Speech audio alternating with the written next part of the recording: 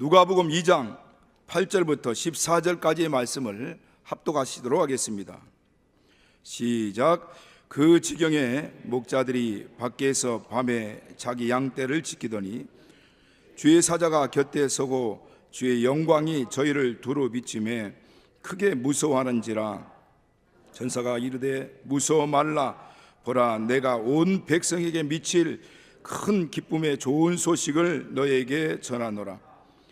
오늘날 다윗 동네에 너희를 위하여 구주가 나셨으니 곧 그리스도 주시니라. 너희가 가서 강보에 쌓여 구유에 누인 아기를 보리니 이것이 너희에게 표적이니라 하더니 호련히 허다한 천군이 그 천사와 함께 있어 하나님을 찬송하여 가로되 지극히 높은 곳에서는 하나님께 영광이요 땅에서는 기뻐하심을 입은 사람들 중에 평안하다 하니라. 아멘. 자, 오늘은 전국에 있는 우리 믿음의 공동체, 우리 개혁 공동체 모든 성도들이 함께 모이는 성탄감사 한마음 예배가 있는 날입니다. 조금 전에도 광고를 드렸듯이 아마 일찍부터 지금 대구 같은 경우는 5시 정도 출발한다고 하는데 어떤 일찍부터 우리 함께 하려고 하는 그 기대감과 또 성탄 감사한 그런 마음을 가지고 모일 겁니다. 우리 이 자리에 함께 하신 분들도 할 수 있으면 10시 30분부터 진행되는 그 예배에 함께 했으면 좋겠습니다.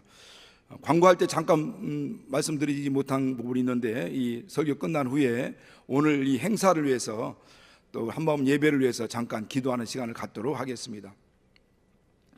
오늘 설교 제목이 보라, 큰 기쁨의 좋은 소식을 라는 제목으로 우리가 하는 말씀을 듣습니다. 큰 기쁨의 소식이 뭡니까? 복음이죠, 복음. 가장 큰 기쁨, 이 세상에 많은 기쁨이 있지만 모든 기쁨 가운데 가장 큰 기쁨이 바로 그 소식이 복음입니다. 복음은 진리죠. 우리에게 이 복음, 기쁜 소식, 복된 소식은 진리입니다. 진리. 진리를 우리가 통해서 자유를 얻고 평안을 얻고 생명을 얻고 또 영원한 영광을 소유한 자가 됐습니다. 큰 기쁨을 소유한 자가 됐습니다.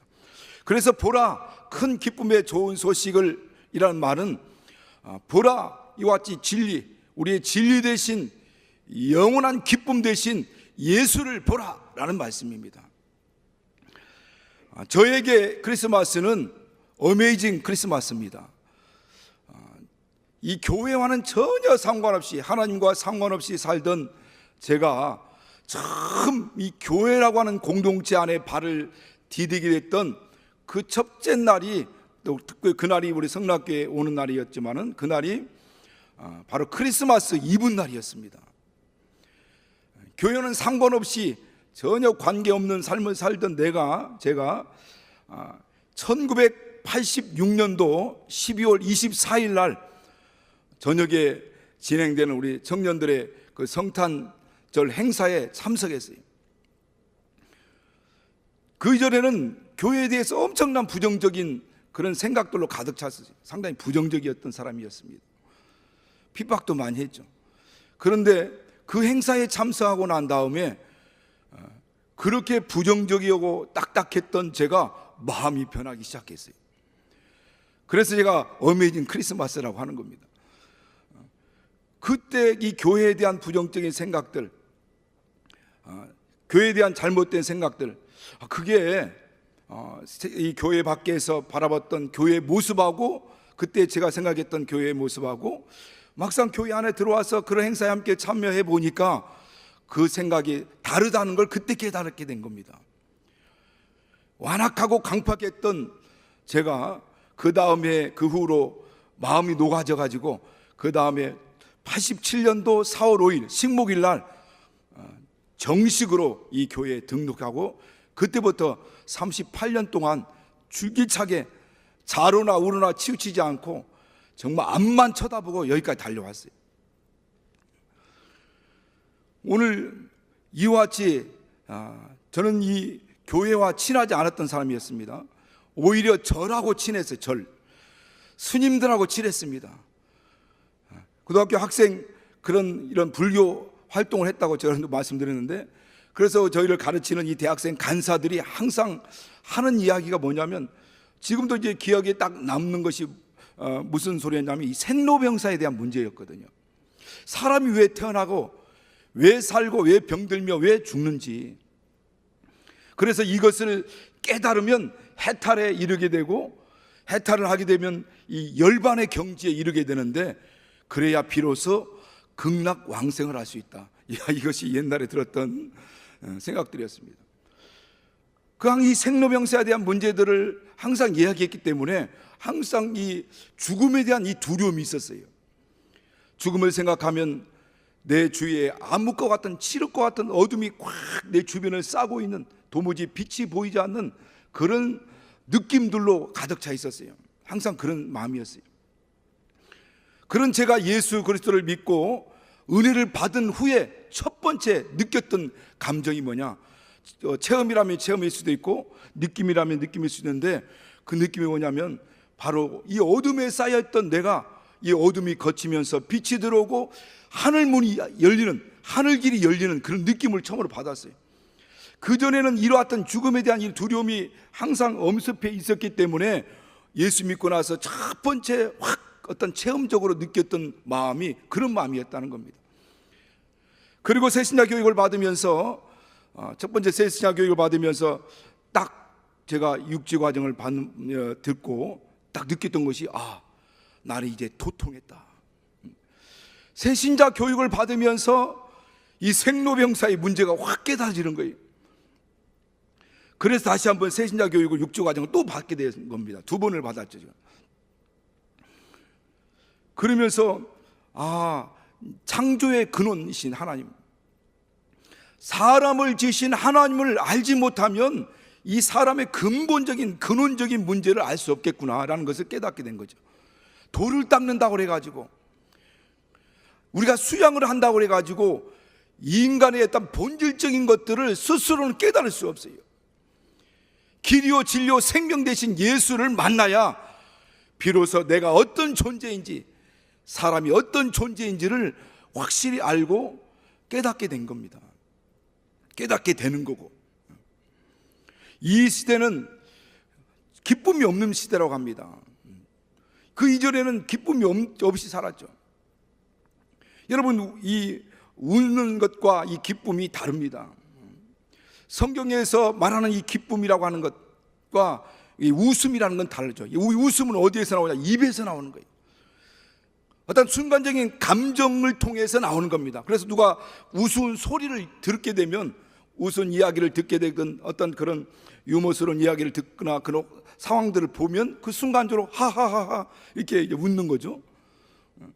그러니까 어떤 입에서 나오는 거고, 어떤 순간적인 감정에서 나오는 겁니다. 그러나 이 기쁨이라고 하는 것은 영혼에서 나오는 겁니다.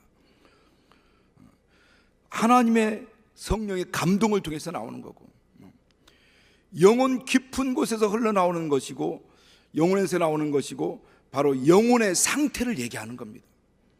그래서 기뻐하라, 다시 말하니 너희가 기뻐하라는 말은 바울이 감옥에서 한 얘기거든요. 여러분, 웃음이 없어도 기뻐할 수 있습니다. 그리고 감옥에서도 기뻐할 수 있어요.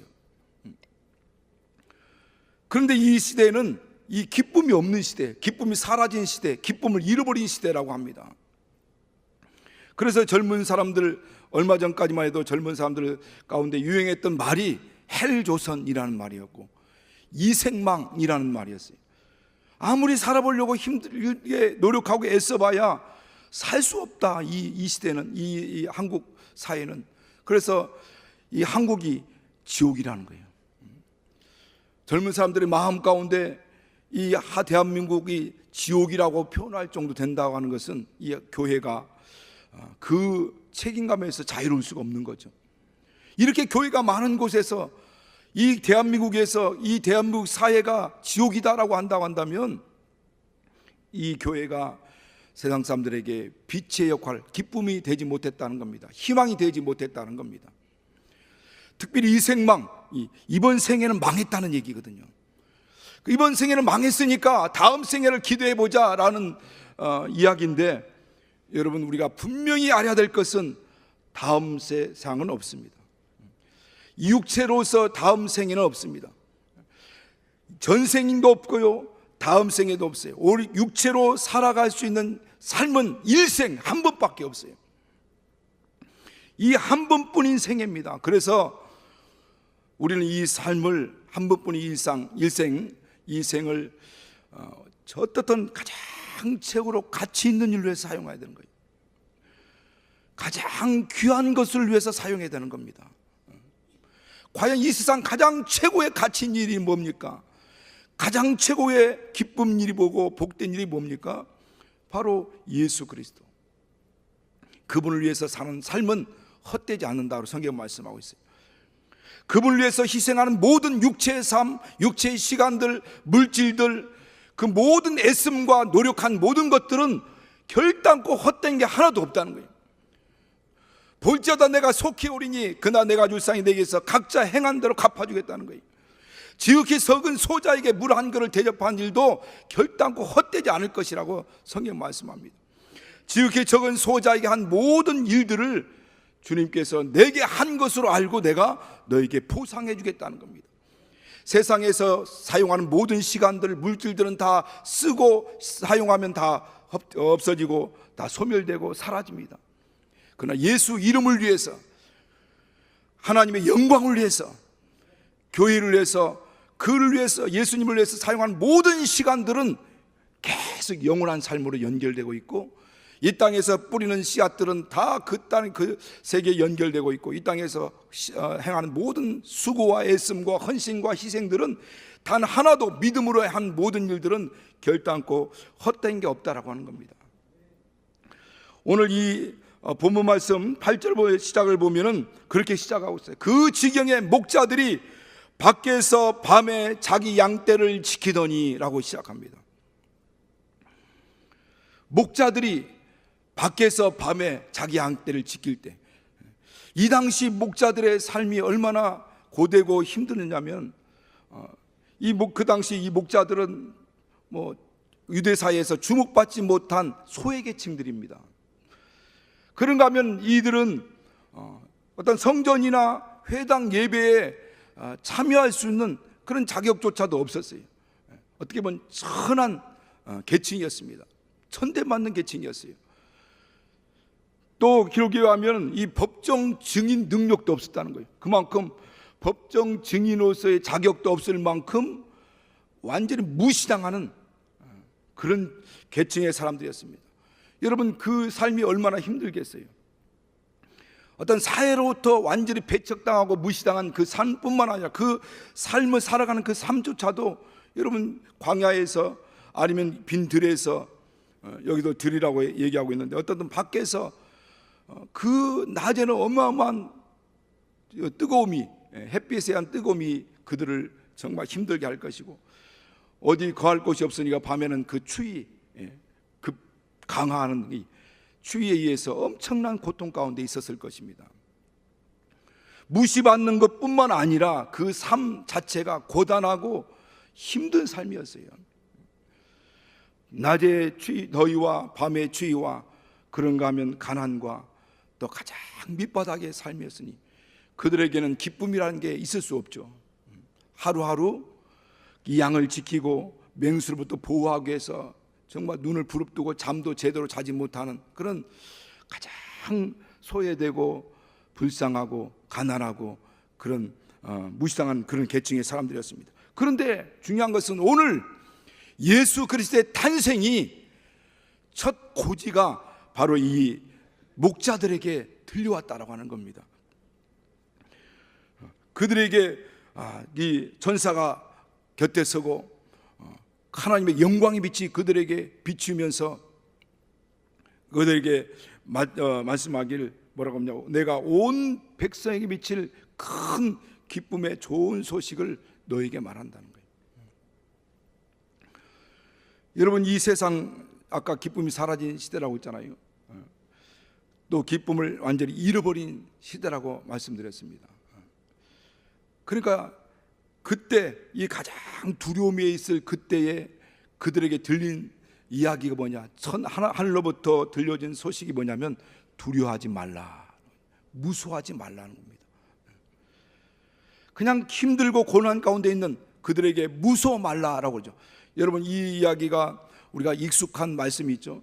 마태복음 14장 22절부터 보면은 예수께서 오병이의 역사를 마치고 난 다음에 제 아들을 먼저 보내시고 예수께서 산에 올라가 기도하실 때, 그때가 밤 사경이라고 했으니까 새벽 3시부터 6시 사이입니다. 이게 낮이 해가 뜨기 이전 가장 어두울 때, 그때 그들이 배를 타고 갈릴리 바다를 통해서 저 건너편으로 건너가려고 할 때 갑자기 대풍이 일어나 가지고 막 파도가 일는데, 그 파도 속에서 그들이 정말 이 노를 저어 가는데, 아무리 저고 아무리 노를 젓는데 더 이상 진전이 없는 가장 제자리에 빙빙 돕니다. 제자리이죠, 제자리.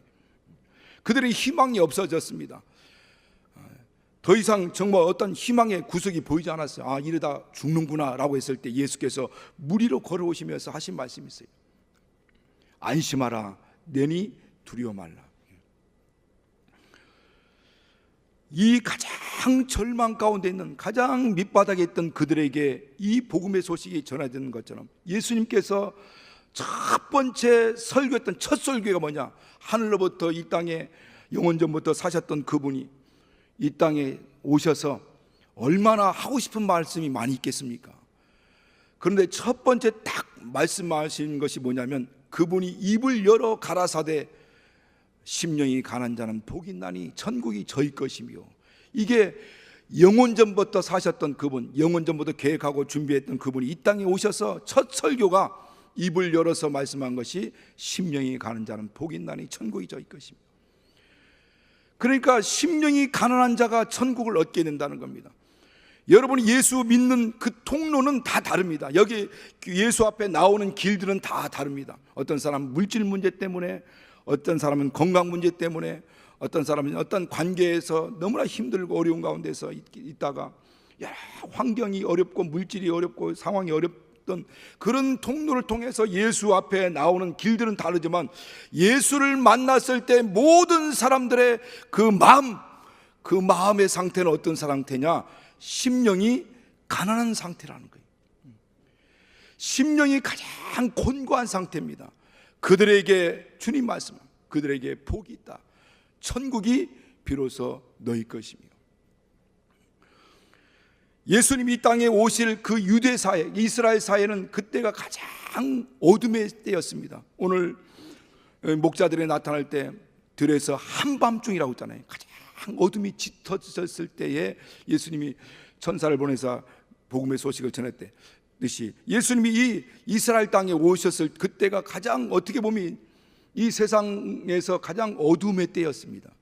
로마의 압박과 수탈을 당하고, 무거운 세금에 의해서 수탈을 당하기도 하고 압박을 당하기도 하고, 그래서 성경에는 예수님 오기 이전 신구약 중간사를 400년 그 중간사를 어둠의 시대라고 얘기합니다. 빛이 없는 시대, 어둠의 시대. 그러니까 예수께서 오시기 이전의 시대, 가장 어둠의 시대예요. 그러니까 예수님이 오실 그때 유대사의 가장 어둠의 때였습니다. 그때 바로 가장 영광, 최고의 영광의 빛이 비춘 거죠. 영화로운 빛이 그들 가운데 비친 겁니다.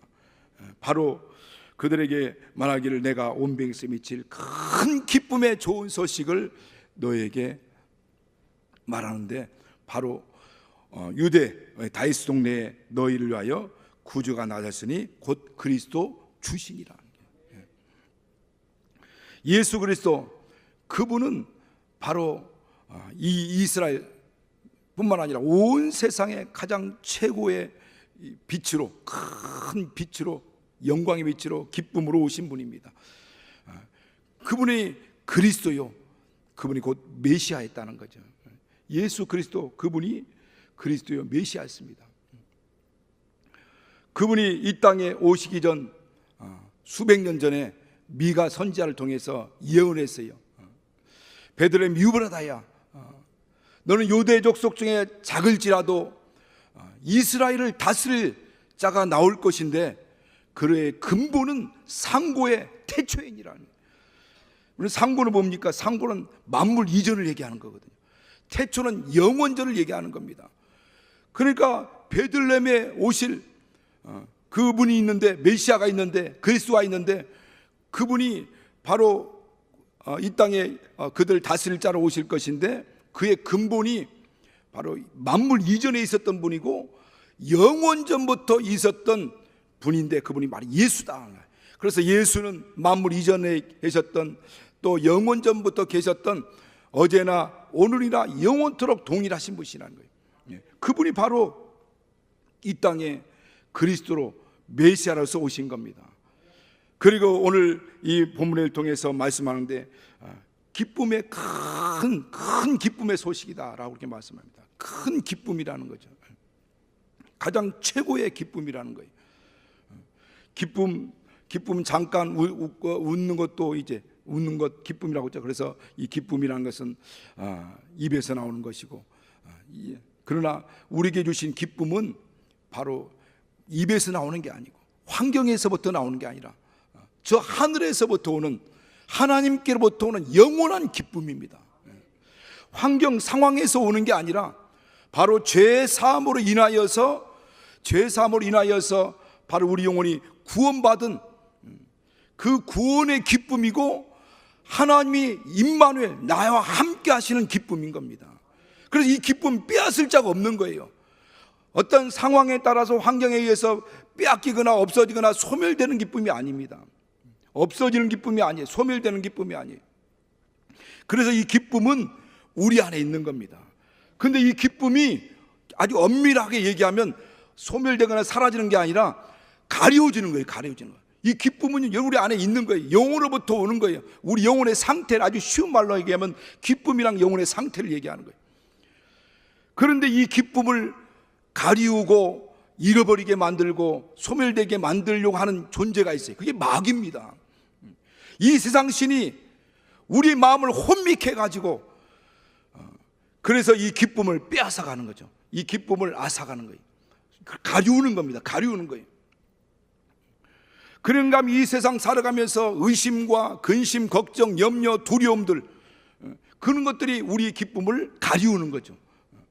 하나님과의 관계를 맺어야 되고, 관계 가운데 거기서부터 하나님께로부터 흘러오는 그 기쁨, 또 그 평안이 있어야 되는데, 하나님 관계가 깨지고 관계가 막히고 관계로부터 소원해지기 때문에, 그러면서 오는 그래서 기쁨을 잃어버리게 되고 기쁨이 가려워지게 되는 겁니다. 그래서 오늘 우리는 이 개혁공동체 모든 성도들, 저와 여러분은 정말 이와 같이 우리의 심령을 어둡게 만들고 그늘지게 만들려고 하는 이 마귀를 대적하는 거예요. 성경에도 그렇게 말씀합니다. 마귀를 대적하라. 그럼 마귀는 피할 것이라는 거예요. 귀신을 내어 쫓아라. 그러니까 우리 심령을 혼미케 하는 것들을 물리치고, 그리고 마음의 근심, 걱정, 염려, 두려움들, 이것은 하나님 앞에 내려놓고, 그리고 하나님 말씀을 붙드는 겁니다. 너에게 평강이 있을지어다, 기뻐하라 라고 하는 하나님 말씀을 우리가 붙드는 거예요. 우리 염려는 주님 앞에 내려놓고 하나님 말씀을 붙들고, 그리고 우리는 선포하는 겁니다. 내 영혼아 평안할지어다, 내 영혼아 기뻐할지어다. 그 기쁨은 누구도 빼앗아갈 수 없다고 했어요. 우리 영혼에 들어와 있는 죄 사함으로 말미암아 거듭난 하나님이 주신 이 영원한 기쁨, 예수 그리스도 오는 이 기쁨, 그래서 내 안에 기쁨이 있으니 그 기쁨을 선포하는 겁니다. 내 영혼아 기뻐하라, 평안할지어다, 기뻐할지어다. 그리고 예수가 바로 나의 구원의 주님이고 생명의 주님임을 정말 고백하고 그렇게 시인하는 겁니다. 오늘 이 본문에서 말씀하지 않습니까? 지극히 높은 곳에서는 하나님께 영광이요, 땅에서는 기뻐하심을 입은 자들 가운데 평화로다. 바로 예수께서 이 땅에 오셔서, 탄생하셔서, 그분이 오셔서 마귀를 심판하시고, 마귀 아래 있는 마귀를 심판한 마귀를 이를 멸하셨다고 말씀하지 않습니까? 그리고 하나님 영광을 회복케 하셨어요. 하늘에는 하나님께 영광이요, 그 안에서 일평생 죽기를 무사함으로 종노라고 있는 그들의 모든 죄를 그가 담당하시고 우리 십자가에 못 박혀 죽으심으로 그가 흘리신 피로써 우리 모든 죄를 대속하시고 우리를 죄에서 속량하시고 우리에게 기쁨과 자유와 해방을, 이 은혜를 선포하신 겁니다. 그래서 오늘 우리는 그 안에서 기뻐하는 거예요. 여러분, 우리가 잘 알고 있는, 전에도 좀 말씀드린 기억이 나는데, 우리가 잘 알고 있는 이 죄와 벌을 지은 러시아의 작가 도스토옙스키라는 그 아마 작가를 아실 겁니다. 그분이 1849년 젊은 나이에 반정부 음모를 했다는 이유로 사형 선고를 받았어요. 그리고 사형이 집행되는 사형장에 가서 기둥에 묶여가지고 서 있습니다. 눈은 가려지고 총구가 사형수들을 향하고 있어요. 그리고 총알이 장전되는 소리가 들립니다. 자기가 이 땅에 머물고 있는 시간, 숨쉬고 있을 시간은 단 몇 초밖에 되지 않은 시간이었습니다. 그가 정말 죽음의 절망 가운데 얼마나 그 절망스럽고 두렵게 있었어요. 그 순간에 있을 때 갑자기 이적이 나타난 거예요. 말박불 소리가 막 들리더니 황제의 특사가 와서 소리를 칩니다. 사형을 중지하라. 그는 죽음의 그 순간에 정말 최고의 기쁜 소식을 들은 겁니다. 사형을 중지하라. 그리고 그가 거기서 풀려났어요. 그리고 나서 죽을 고비에서 풀려난 거죠. 그리고 나서 시베리아 옴스크 수용소에서 4년 동안 있으면서 다시 신앙을 회복합니다. 그리고 하나님이 없이는 우리는 존재할 수 없는 존재다. 인간은 존재할 수 없다라고 하는 이 깊은 깨달음을 갖고 믿음을 시작했어요. 그리고 그가 고백한 게 있습니다. 만약에 내가 이 땅에 더 정말 오래 살 수가 있다고 한다면 그때부터 내 모든 한순간도 헛되이 살지 않겠다는 결심을 했어요. 그에게 황제의 득사의 행정명령은 정말 가장 영광의 기쁨이죠. 가장 큰 기쁨입니다. 그러나 여러분, 저와 여러분이 가지고 있는 기쁨, 예수 그리스도 우리를 죽음에서 구원하시 예수가 이 땅에 오셨다고 하는 이 기쁨에는 비교할 바가 안 되는 거죠.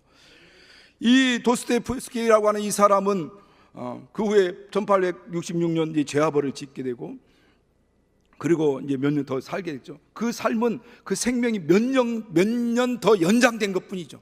그러나 우리의 생명은 영원한 삶을 살게 되는 겁니다. 영생을 얻게 되는 거죠. 그는 그리고 그렇게 고백했다고 말씀드렸죠. 이제 이후로는 삶을 헛되이 살지 않겠다.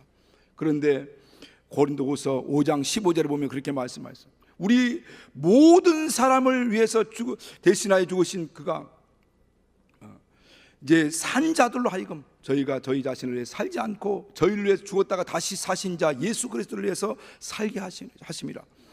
내가 그리스도와 함께 십자가에 못 박혔나니 그러니 내 안에 내가 산 것이 아니요 그리스도에 산 것이고, 내가 육체 가운데 사는 것은 나를 사랑하사 나를 위해서 자기 몸을 버리신 하나님 아들을 믿는 믿음 안에 사는 것이다.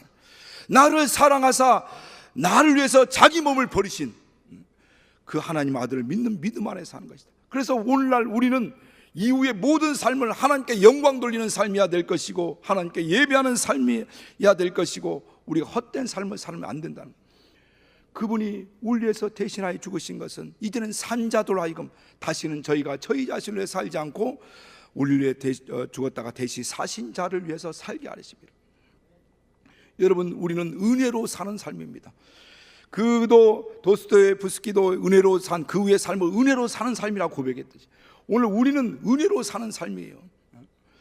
덤으로 사는 삶입니다. 오늘날 이와 같이 하나님께서 우리에게 예수 그리스도를 보내주셔서 영원한 삶을 살게 하신 거죠.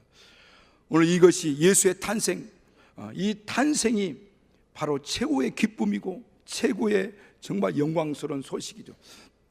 그로 인하여서 우리는 이제 그 소식을 내게 주신 소식이요, 그로 말미암아 예수가 내 안에 들어오셨고, 그로부터 임마누엘 하나님 나와 영원히 함께 하신다고 약속하셨고, 나를 지키시고 나를 보호해 주실 것이며 나를 인도하시는 목자가 되실 것이며 영원히 떠나지 않는 영원히 함께할 하나님이 되시겠다라고 약속하셨습니다.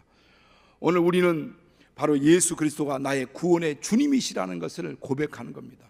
오늘 여기서 본문에서 말씀하는 것처럼 너희를 위해서, 누구를 위해서요? 나를 위해서, 다른 것이 아니라 너희를 위해서 구주가 나셨으니 곧 그리스도 주시니라. 바로 예수는, 나의 구원의 예수는 나를 위해서 오신 분입니다. 그러므로 오늘 그 예수를 영접하고 우리는 선포하는 겁니다. 기쁘다, 구주 오셨네. 그분이 나의 생명의 주님이요, 구원의 주님이요, 영광의 주님이요. 그로 말미암아 우리는 영원히 살게 되는 겁니다. 나를 위해서, 하나님이 나를 위해서 이 땅에 구주를 보내주셨어요. 사망의 그늘 가운데서 죽기를 무삼으로 종려하고 있는 나를 위해서 예수께 오셨어요. 오늘 그분이 나를 살리시려고 우리 대신 십자가에 못 박혀 죽으시고 피 흘리심을 통해서 우리 영혼인 생명을 주셨습니다. 그리고 오늘 이렇게 말씀합니다. 천군과 천사들이 그들에게 막 외쳐 가로되 지극히 높은 곳에서는 하나님께 영광이요 땅에서는 기뻐하심을 입은 자들 가운데 평안하다. 바로 이 기쁨과 평안이 저와 여러분 안에 충만하시게 했으므로 축원합니다. 우리 가정들과 우리 교육 공동체에 바로 이 기쁨과 평안이 넘쳐나게 하시길 예수님으로 축원합니다. 우리 같이 기도할 때 하나님의 성령이 함께하여 주셔서 이 주님 이 누구도 빼앗아갈 수 없는 이 큰 기쁨이 내 안에서 날마다 정말 샘솟듯 흘러넘치고 이 지극히 큰 평안이 내 영혼과 내 가정과 우리 교육 공동체에 차고 넘치는 기쁨이 충만하고 또 평안이 넘치는 우리 교육 공동체가 될 수 있도록, 우리 가정이 될 수 있도록, 내 영혼이 될 수 있도록 우리 예수 한번 부르시고 같이 기도하겠습니다.